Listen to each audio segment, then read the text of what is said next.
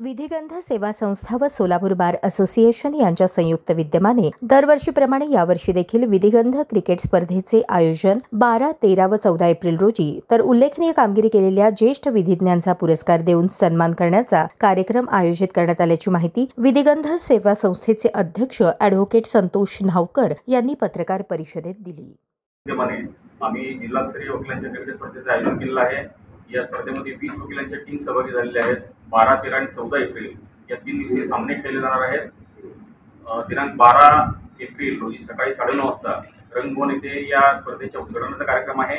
त्याचप्रमाणे विधिगंध सेवा संस्थेतर्फे दरवर्षी आम्ही जे विधिज्ञांना पुरस्कार प्रदान करत असतो. कैलासवासी तात्यासाहेब नेर्लेकर स्मृती पुरस्कार, कैलासवासी विवेक कपडे स्मृती पुरस्कार व कैलासवासी अण्णासाहेब उप्पर इतू माने स्मृती पुरस्कार असे पुरस्कार आम्ही जाहीर करत असतो.